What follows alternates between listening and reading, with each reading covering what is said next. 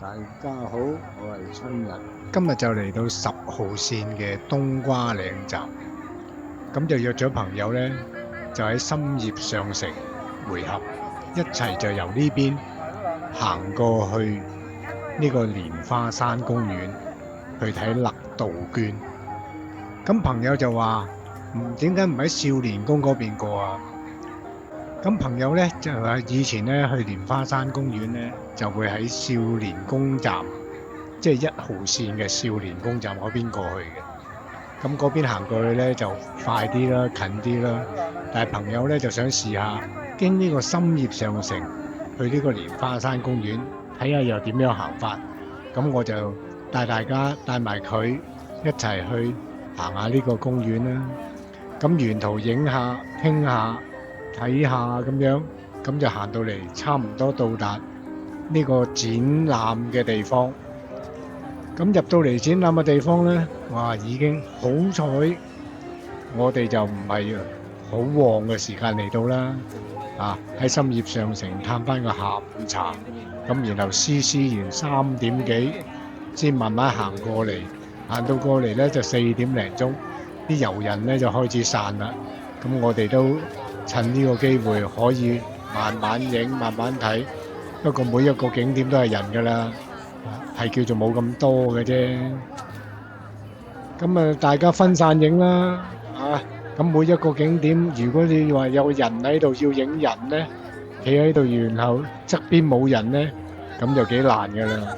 通常你一個人企喺度嘅話，隔離一定有個人企喺你隔離喺度保護住你，同你一齊影相，一齊入鏡。咁冇辦法啦，我哋啲中意影相嘅人。咁咪唯有一個字咯，等。等到佢哋影到夠啦，走啦，有個空檔啦，咁我哋咪攝入去，或者就咁影下啲花咯。咁啊好快脆㗎咋？呢個公園其實咧，呢個展覽嘅範圍咧，其實都好大嘅。如果你話有1000幾百人入嚟咧，都唔係好覺有好多人嘅。但係如果大家聚埋喺同一個位影咧，就好多人。但係有一個奇怪嘅現象咧，國內嘅公園咧，佢真係好似冇網管㗎喎。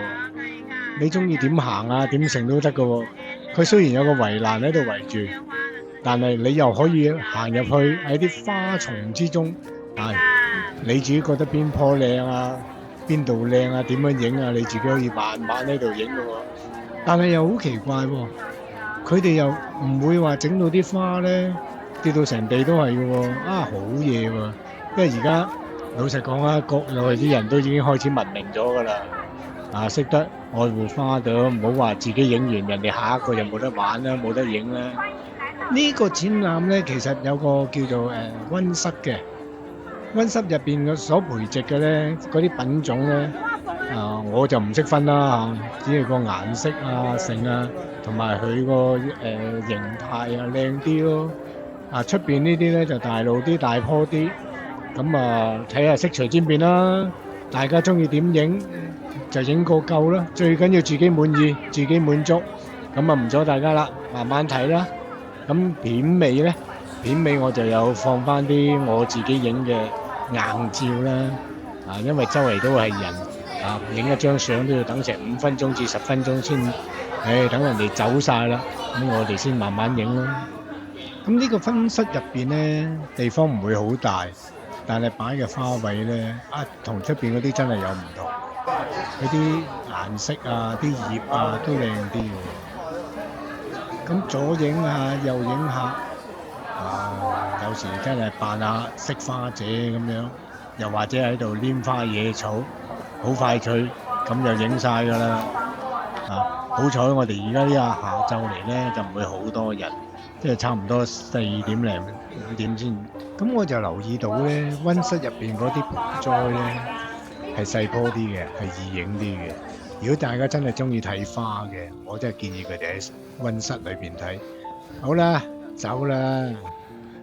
睇完晒所有嘅勒杜鵑花卉展覽，咁咪留翻呢條路，行翻過去深葉上城揾嘢食。食飽就走啦，天黑啦。咁今次咧就影咗啲相，就同大家分享下啦。咁並不係成個蓮花山公園嘅全部，只不過係勒杜鵑同埋行去勒杜鵑所沿途所見嘅相片嚟嘅啫。